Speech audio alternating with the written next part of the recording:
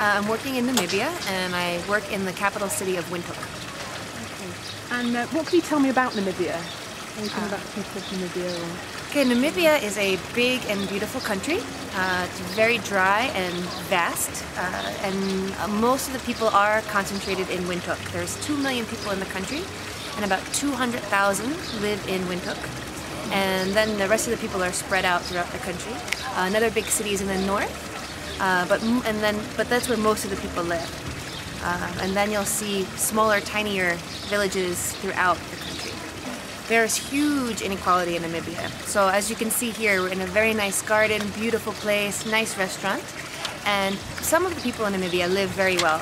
As a matter of fact, the richest people in Namibia live like the richest people in the UK, in the United States. And the poorest people in Namibia live the equivalent of what people in Chad live. I don't know if you know where Chad is, but it's a poor developing country. So it's one of the poorest countries in the world. So you have some of the richest people in the world and some of the poorest people in the world, and you have one of the biggest gaps in income in the entire world. Okay? So one of the communities that I've worked with, the kids come from a small town called Poros. And Poros is, first it's up in the north west of the country, and it's a very poor community. About 30% of the kids that are in the school there are actually orphaned. And the kids, for example, most of them don't have shoes. I run a camp for orphans and vulnerable kids. And when we say vulnerable, these are kids who maybe have parents, but they don't have money for school fees, or they don't have money for clothes. Maybe they have money for 1 meal a day. So the kids who are living in these communities, like I said, are not eating very well. They might, for 1 meal a day, have some porridge, and that's it for the whole day. They can't really afford meat or vegetables, and it's very dry there, so people can't even really grow food. So they'll have goats and some cattle if they're lucky, but it's very rare that they get to have a decent meal. And like I said, in terms of clothing, no shoes. You'll see kids come on camp, they have no shoes, maybe some tattered clothes, and that's about it. But I think the hardest part for these kids is a lot of them don't have the support of their parents, because HIV is such a big problem in Namibia that a lot of the kids have lost their parents.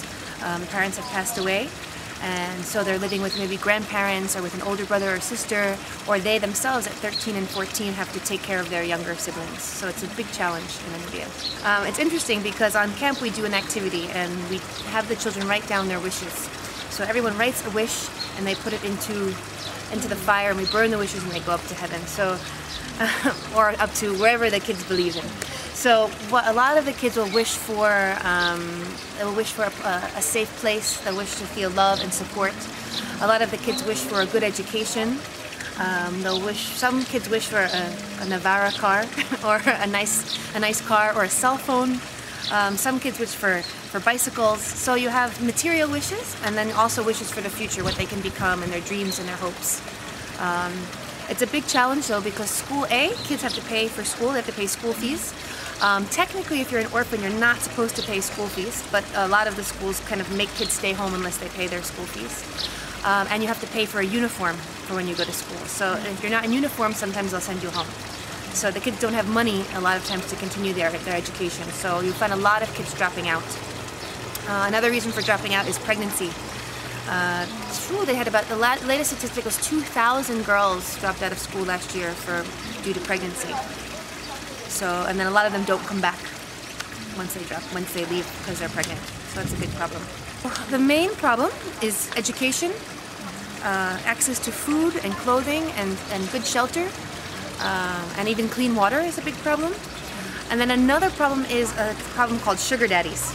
It's a big problem. So you find a lot of young people will have sex with or date older people in return for things like soap, believe it or not, or lotion, or school fees. So that's the poorest of the poor. So young girls, 13 years old, 14 years old, getting pregnant by older men who say, oh, I'll pay your school fees for you, or I'll buy you something nice, or something to eat even. So that's a really huge, huge problem in Namibia. I actually work for 2 NGOs, and one is called Sister Namibia. And Sister Namibia is a women's rights organization. So we work for women's rights throughout the country, and one of our big focus is girls' rights. So we want girls to know what their rights are. For example, right to education, right to protect their bodies, and to have ownership of their bodies, and to have a voice in society, and so that they know that they can achieve their dreams, have dreams, employment, all of these things. So one of the ways we do that is we produce a magazine called Real. Oh, I can even show you. Real magazine. And this is the first one that came out, and we're making 3 more this year. And this magazine, we work with a group of girls here in the city of Windhoek. And these girls come every week and they write for the magazine, they talk about their issues, they take pictures, they write poetry, they write stories, and they talk about what's important in girls' lives. So in this issue we have stories about pop culture, and we have stories about safe schools and violence in schools. Another issue we're talking about gay teens in Namibia, and we're talking about friendship, and we're talking about parents and how to deal with parents. So there's a lot of different issues that the girls bring up, and we want to give them a chance to talk about them.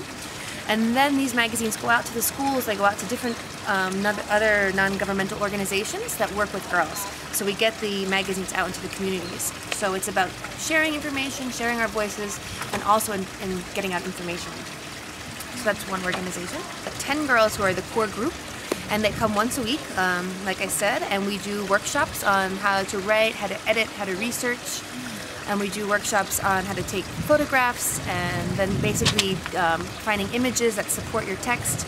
And then we just have discussions about life and what they're dealing with, and where they're going and what's important to them. So it's a really nice group of young women who comes. They're most of the girls are about 16 or 17, and they come and they put together this magazine, and then they get it out and really support it. So it's really nice working with them. And that's the story behind Real. And the other NGO I work with is called Children in the Wilderness, and this is another non-profit, and we work with a corporation called Wilderness Safaris.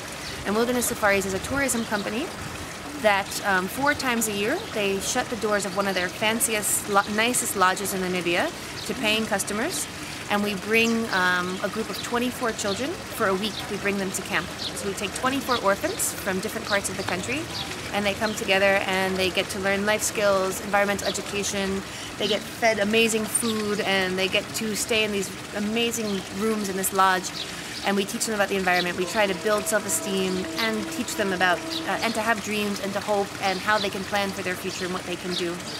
And then after camp we do a follow-up program. So someone goes out 3 times a year to their village and visits them and does environmental education, and we follow up with them, and then we bring them back for a follow-up camp.